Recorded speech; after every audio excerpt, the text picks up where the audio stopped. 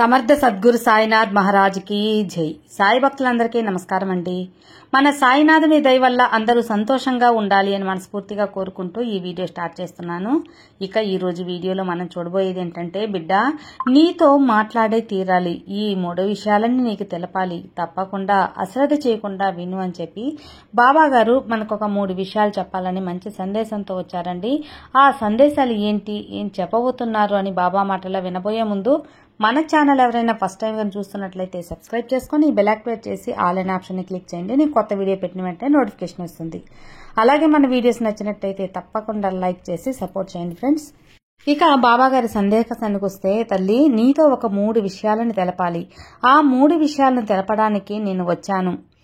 3 విషయాలు తెలపాలి అనగానే ఏదో భయం పెట్టే విషయాలు, నిన్ను ఆపదలో నెట్టే విషయాలు, నీకు కష్టం కలిగించేవి అనుకోవద్దు. అలా ఏం కాదు. కానీ ముఖ్యమైన 3 విషయాలు.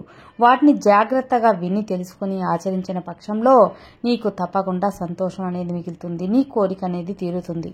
నీకు చెప్పాల్సిన 3 విషయాలు ఏంటి అంటే, 1 ధనం, డబ్బు. నీకు డబ్బు ఎంతగానో అవసరం. నా అవసరాలకి ఇంత డబ్బు అవసరం ఉందా అని నీకే ఆశ్చర్యంగా ఉంది. ఎటు చూసినా డబ్బే డబ్బు. ఆ డబ్బు నీకు కావాలి, అవసరంగా కావాలి అనిపిస్తుంది, కానీ చేతులు చిల్లిగవ్వలేదు. ప్రతిదీ నీకు డబ్బుతో అవసరమైనప్పుడు, ఆ డబ్బు లేనప్పుడు ఎంత బాధ, ఎంత నరకం అనిపిస్తున్నావో నాకు అర్థమవుతుంది. దీని గురించి నువ్వు ఎంతగానో చింతిస్తూ ఉన్నావు. నా చిన్న జీవితానికి ఇంత డబ్బు అవసరం, కానీ నా దగ్గర లేదు. ఏం బాబా, నాకు ధన సహాయం అనేది నువ్వు చేయొచ్చు కదా, నాకు ధన కష్టం అనేది పెట్టావే అని చెప్పి నన్ను ప్రతి క్షణం కూడా అడుగుతూ ఉన్నావు తల్లి. ఆ విషయం గురించి నేను నీకు వివరంగా చెబుతాను. ధనం అనేది మీ అవసరాల కోసం మాత్రమే, నిన్ను జీవించడానికి మాత్రం కాదు.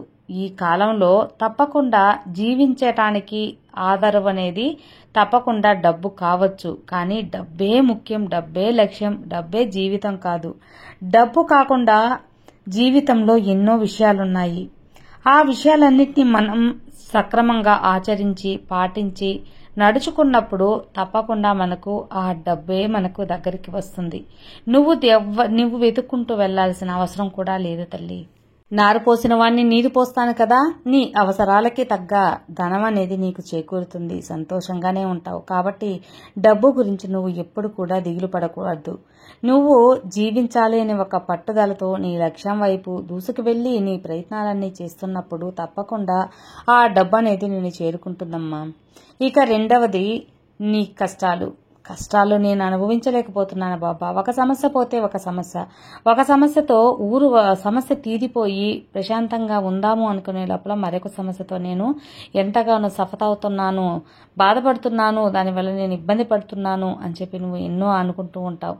కష్టం అనేది ఇప్పుడు వస్తుంది, రేపు పోతుంది. కష్టం అనేది కూడా శాశ్వతం కాదు తల్లి.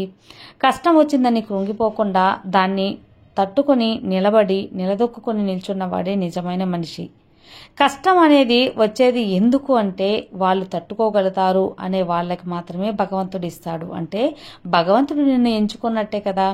ఈ విషయంలో నువ్వు ఎలాంటి అనుమానం లేకుండా కష్టపడకుండా ఉండటానికి నీకు ఇది ఒక మూలాధారం. ఎందువల్లంటే నేను దేనికైనా సాధించగల, తట్టుకోగల సమర్థుణ్ణి. కాబట్టే నాకు భగవంతుడు ఈ కష్టాన్ని, ఈ సమస్యను నాకు ఇచ్చాడు. ఇది నేను పరిష్కరించుకోగలను కాబట్టే నాకు ఇచ్చాడు అని నువ్వు ఎప్పుడైతే దృఢంగా బలంగా ఉంటావో తప్పకుండా ఆ సమస్య నీకు కనిపించకుండా పోతుంది. ఒకవేళ సమస్య నీ ముందు నిల్చున్నా ఆ పరిష్కారంతో దాని తన్ని నువ్వు ముందుకెళ్ళిపోవచ్చు. ఈ ఒక్క విషయాన్ని నువ్వు గుర్తుంచుకున్నప్పుడు నాకు కష్టం బాబా అనే మాటే నీ నోటి వెంట రాదు. కష్టాలని, దుఃఖాలను ఎదిరించి జీవితంలో వీరుడుగా ఉంటావు. అర్థమైంది కదా. అలాగే నన్నే నమ్ముకుని ఉన్న నా బిడ్డవైన నీకు కష్టం వచ్చినప్పుడు నేను ఎలా గమ్మునుంటాను చెప్పు. నా కళ్ళతో ఎప్పుడూ నిన్ను నిత్యం చూస్తూ ఉంటాను. నీ కళ్ళే నా కళ్ళై నిన్ను ఎప్పుడూ కాపాడుకుంటూ ఉంటాను. నీలో నేను ఉన్నప్పుడు నీకు ఎలాంటి దుఃఖం వచ్చినా, కష్టం వచ్చినా వాటిని నిలదొక్కునే శక్తి, మనోధైర్యాన్ని నేను నింపుతూనే ఉంటాను. అలాగే నువ్వు ఎప్పుడు కూడా దిగులు అనేది పడవద్దు. నాకు ఎవరూ లేరు, నేను ఒంటరి చెట్టుని, నా చుట్టూ ఎవ్వరూ మనుషులు లేరు, నాకు ఒక కష్టం వచ్చినా, నష్టం వచ్చినా నన్ను ఎవ్వరూ చూసుకోరు, నాకంటూ ఒక నాదుడు లేడే అని చెప్పి నువ్వు ఎంతగానో కృంగిపోతూ ఉంటావు. నీకు నేనున్నాను కదా తల్లి. ఈ మనుషుల్ని నమ్ముకున్నప్పుడు అవకాశవాదులు వాళ్ళు ఎప్పుడు కూడా నిన్ను అవసరానికి వాడుకొని వదిలేస్తూ ఉంటారు. కష్టం వచ్చినప్పుడు తప్పించుకొని దూరంగా పారిపోతారు. కానీ నువ్వే నమ్ముకున్న నేను నిన్ను ఎప్పుడూ కూడా మోసం చేయను, నిన్ను చేయి వదలను. నన్నే నమ్మింది కదా, నా బిడ్డని నేను ఎలా వదులుతాను చెప్పు. ఈ విషయంలో నువ్వు దిగులు పడాల్సిన అవసరం లేదు. ఈ బాబానే నీకు అండగా ఉండేటప్పుడు ఇంకొకరి తోడు నీకెందుకు చెప్పు. ఈ సాయి బిడ్డవని గర్వంగా చెప్పుకో. నీకు తోడు లేరు, నాకు ఎవ్వరూ లేని అనే ఒక భావనే నీకు కలుగకుండా ఉంటుంది. ఇక నా బాబా అండగా ఉన్నాడులే, నాకు ఏంటి దిగులు అని ధైర్యంగా ఉన్న నువ్వు ఏ పని చేయకుండా ఉంటే నువ్వు డబ్బు రాదు, సంతోషము రాదు. కాబట్టి నీ వంతు ప్రయత్నం అనేది నువ్వు చేస్తూ ఉండాలి. నువ్వు ఏం చేయాలనుకుంటున్నావో అందులో పూర్తి మనసుతో పూర్తి ప్రయత్నం అనేది నీ వైపు ఉన్నప్పుడు నేను అదృష్టాన్ని కల్పించి దాన్ని విజయవంతంగా పూర్తి చేస్తాను. అలా కాకుండా అన్నీ నా బాబా ఇస్తారులే అంటే నీవు శ్రమ లేకుండా ఏది కూడా రాదు. ఈ ఒక విషయాన్ని నువ్వు అర్థం చేసుకో బిడ్డ. ఎందువల్లంటే భగవంతుడు ఎప్పుడు కూడా అవకాశాలు మాత్రమే కల్పిస్తారు. ఆ అవకాశాలని నువ్వు వినియోగించుకొని మంచి స్థాయికి వెళ్ళటమే నీ లక్ష్యంగా పెట్టుకోవాలి. అలా కాకుండా ఆ అవకాశం ఇచ్చేటప్పుడు నీ ప్రయత్నం ఎలాంటిది లేకుండా గమ్మును ఉంటే ఏది కూడా రాదు కదా. ఎలాంటి సమస్య అయినా తీరాలంటే దానికైన ప్రయత్నం నువ్వు ముందడుగు వేసి చేసినప్పుడు అది జరిపించేలా మాత్రమే నేను చేస్తాను. కాబట్టి నీ ప్రయత్నం లేకుండా ఏది జరగదో నువ్వు గుర్తుంచుకో. దీనికోసంగా నీ సమయాన్ని అలాగే నీ మనసుని కూడా వృధా చేసుకుని పాడు చేసుకోవద్దు. అర్థమైంది కదా తల్లి. దేనికి కూడా వసవద్దు, దేనికి కూడా దిగులనేది వద్దు. లేదు అనే మాట నీ ఇంట్లో లేకుండా నిన్ను కంటికి రెప్పలా కాపాడుకునే బాధ్యత నాది.